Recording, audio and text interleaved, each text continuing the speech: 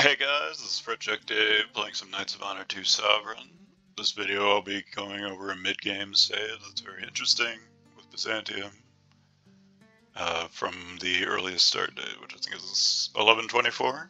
So the save I've run like 5 different times just to see what could happen, and there are a lot of different outcomes, so let's get into it and I'll explain what's going on.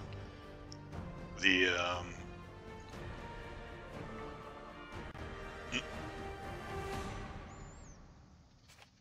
oh, there we go. So right now when you boot the game, it gives you all these tutorials.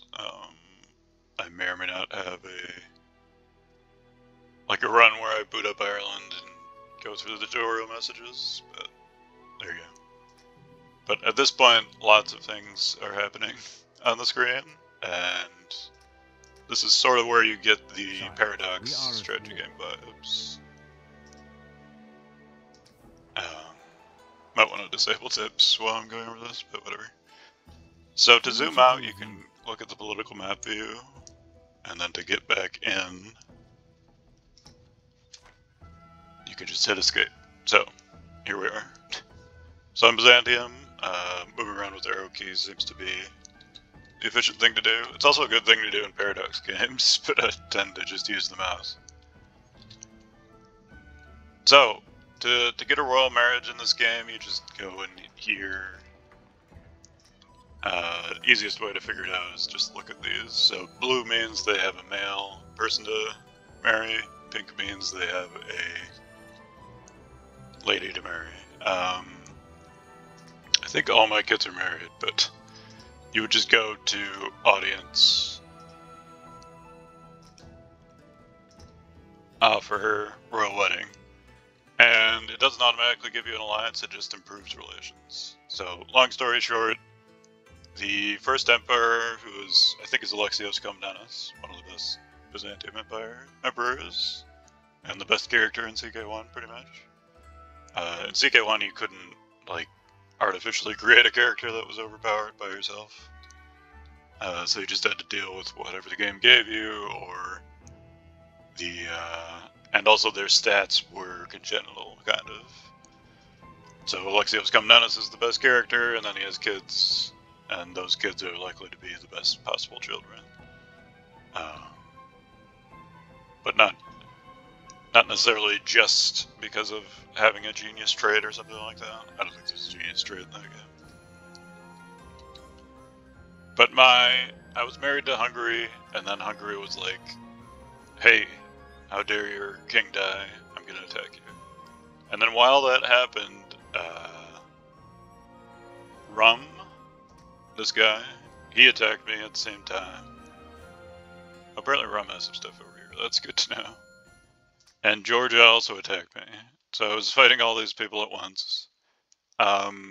You're sort of limited by your knights up here. So I have 3 red knights and then the emperor. Each one of these can lead an army.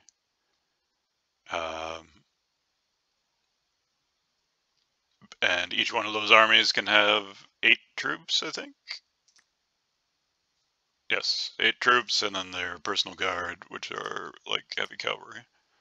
The personal guard doesn't cost anything, you just get it, but it might have to replenish after battles and so on.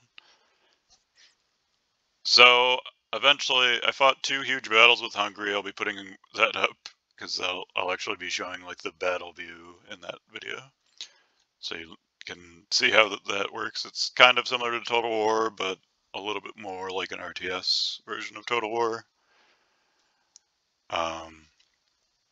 And the AI doesn't seem quite as stupid as Total War AI. You can't just rely on them to be incredibly stupid, so you have to plan around like trying to kill their general by creatively moving your lines around and stuff like that.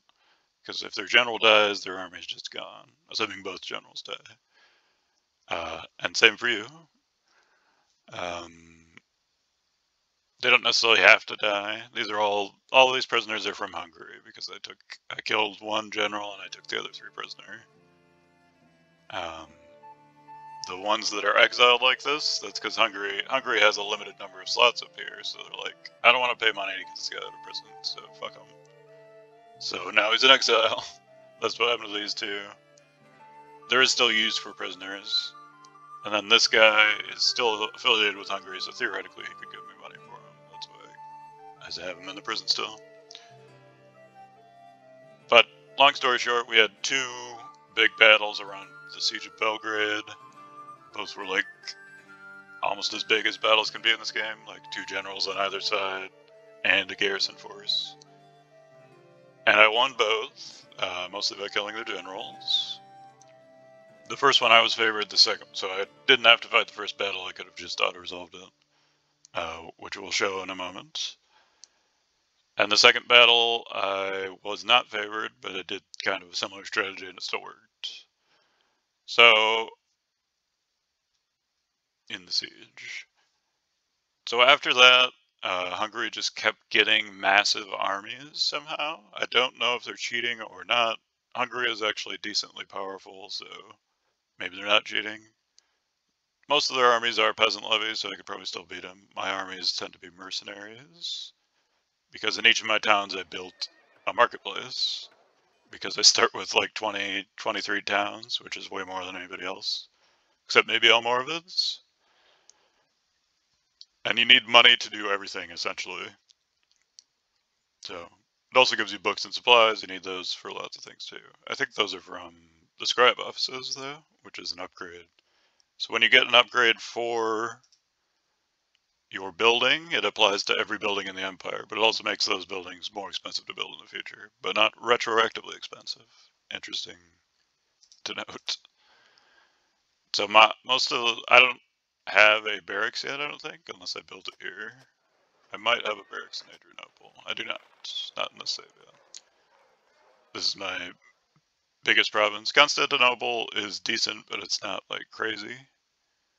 It's not like 15 times better than every other nearby province, which is what it would be in a Paradox game. I actually think Greece, Athens, Achaia, whatever. This province seems like it's probably the best because there's so many coastal things. The best if you fully upgrade it.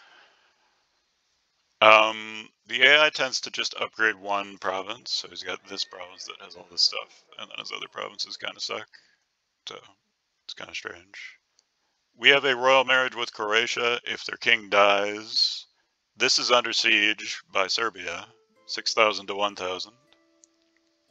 If their king dies, I will inherit this because Croatia likes me enough, basically. If they didn't like me, they would say, screw you, we're going to war for it. I don't think it matters that they're about to lose it in a siege, but that probably doesn't affect the AI calculation. But because I win that, I get control of this province without having to subdue it, which is another mechanic, and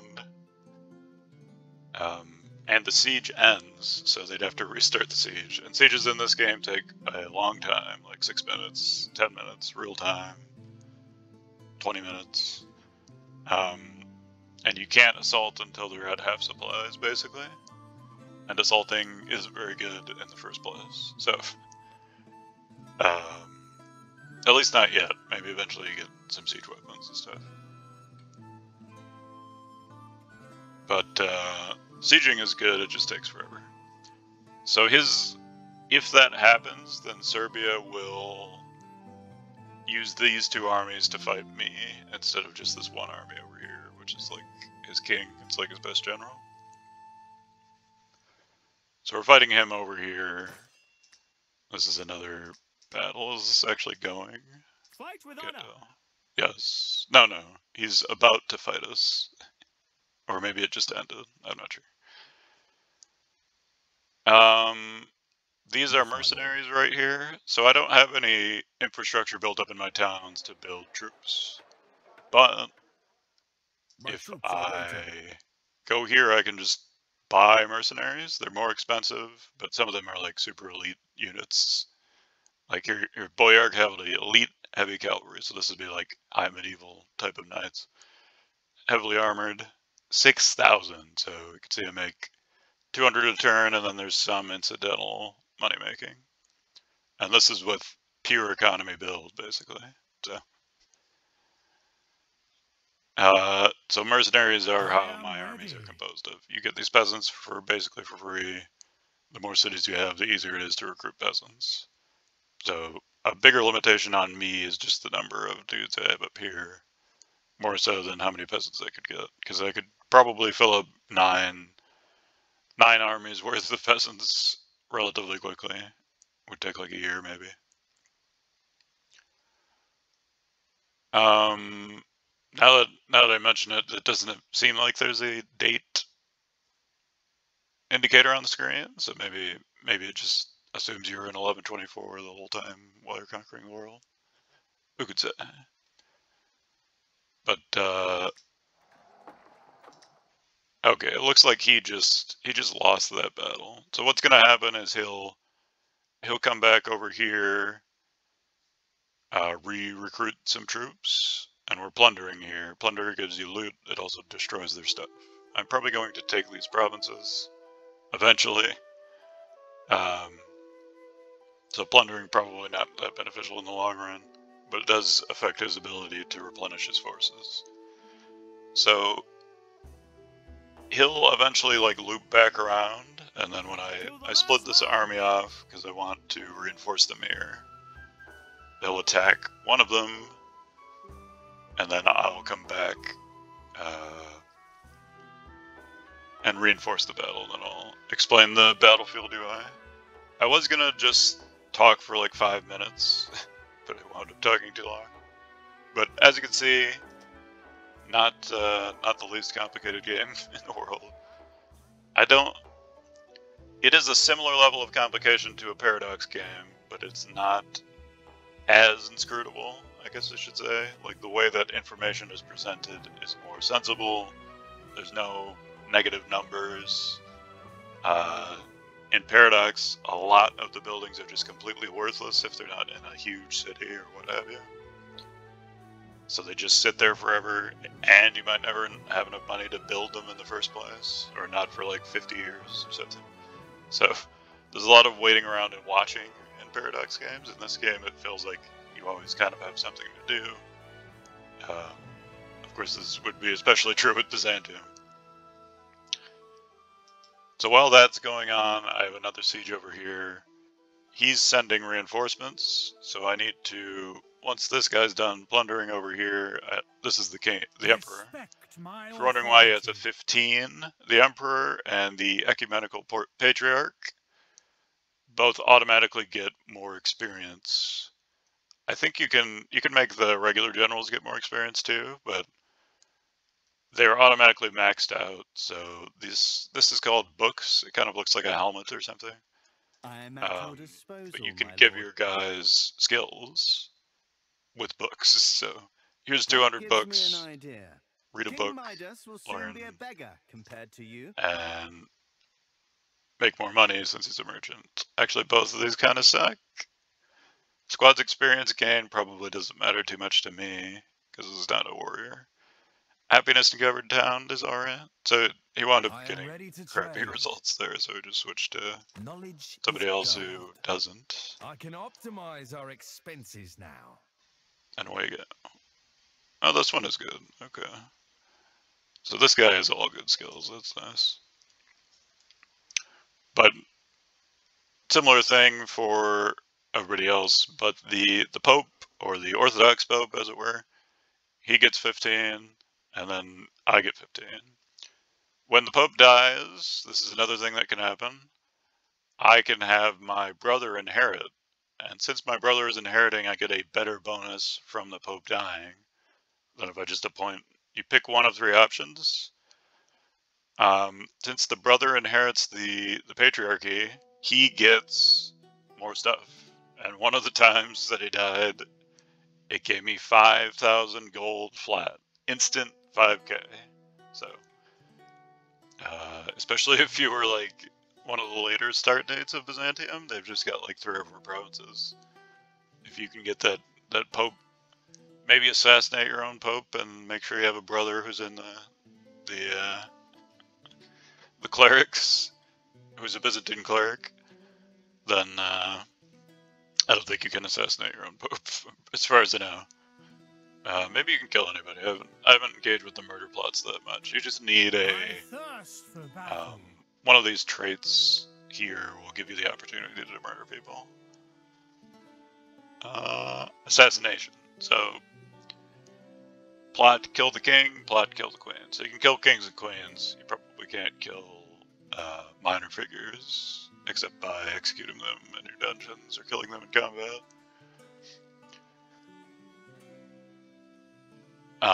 And you can get like prisoners, like a merchant could be doing something shady in your kingdom. You could capture them and then kill them, release them, induct them as a spy, etc.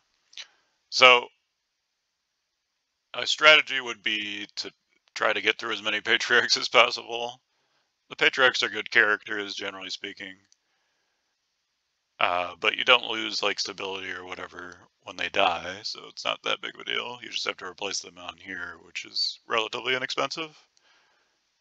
But if you always had a family member, you would always get like a huge bonus.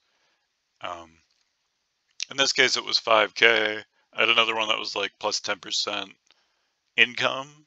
So is that better than 5K instantly? I think most of the time the 5K instantly is going to be better, but later in the game, I'm sure the 10% is better. I don't know if that buff is permanent. If it's permanent, it's pretty crazy. I mean, permanent as long as the Patriarch is alive. And this guy probably has a passive buff when he's in the game that's similar. So, that was a lot of talking. I was gonna do like just me playing for an hour without talking after introducing the video, but I wound up having too many things going on. There's a lot to explain. So when I was playing Ireland, it wasn't quite as fun. You can see Ireland's getting nuked probably by England here, so that would be an explanation of that. England is actually very aggressive to its little neighbors here, which in Paradox games, England just doesn't care about Ireland, so Ireland just sits there for the whole game. They call it like a newbie island or whatever. But in this game, you probably don't want this. This is probably the best area. These little one provinces down here, if you wanted to play just one province. That doesn't mean you wouldn't get screwed. Almoravids are over here, and they're really powerful. And as of yet, the Pope has not called for a crusade against Almoravids, so that's probably the only way that they would get chopped down, really.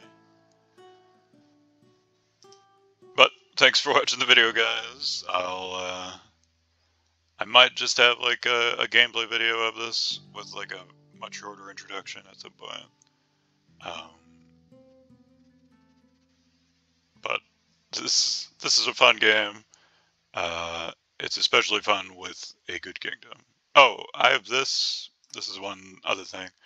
So you can set, when you start the game, you have 3 options for victory. One is the great powers, you can get them to vote for you. If all of them vote for you, you're Emperor of the World. That's a diplomatic victory, basically. You can conquer the map. Oh, we have tutorial, that's what's making it freeze. And then you can get trade goods. I don't know how long this one takes. It seems like it would take a while. Like, merchants seem like the best thing, especially for larger kingdoms, but getting every single one of these probably takes forever. And also, by the time you had like half of them, you'd probably be like crazy powerful anyway. So maybe you would just want to go ham fighting everybody after you got them. Like a pure economic victory, it's more like, oh, I already conquered half the world, I just so happen to have all the goods. It's over. But the diplomatic victory, you could probably start with a large kingdom and not expand and get a diplomatic victory. It just might take a while. So I have that minor objective, and the minor objective is to destroy Germany. So you get an option of, it picks a random kingdom, and this is called a minor victory, but it would end the game, as far as I know, if you wanted to. So you can pick a 1 to 3 province, 4 to 6, 6 to 9, 10 to 12, etc. There's 5 intervals, all in that range.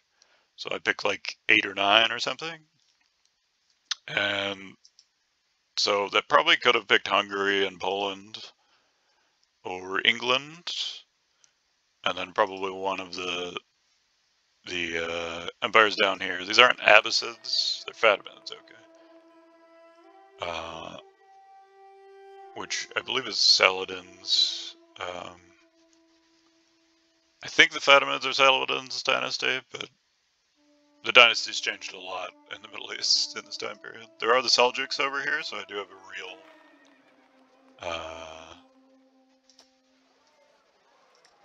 like genuine threat from Seljuks. Here you go. So, but Seljuks are more interested in taking over their immediate vicinity right now. Maybe eventually they'll come over and attack me, and then we'll have another set of big battles. One other thing I was going to talk about is when the battle is like this, where I have a slight advantage, it's probably to my benefit to just let it auto-resolve, which will play out over like a bar without you participating, instead of it being like a total war battle. That's probably better in those scenarios, but if it's like an even fight where you could lose, or a fight where you're probably going to take a bunch of casualties anyway, in those scenarios you want to directly control it. And like I said, the AI is not super stupid. It's still somewhat easy to manipulate, but you will, in the course of combat, tend to lose large numbers of your troops, and also there's a real chance that your knights will die, and thus their armies will disband after the battle. So you need to try to keep them alive, but you still need to use them in combat because they're your best troops, and you can't just ignore the fact that they exist. Because right now you're just going to have mercenaries, light infantry, and peasants. So peasants are not going to cut it just by themselves, basically. But there you go. Sorry for the extemporaneous dialogue at the end, and thanks so much for watching.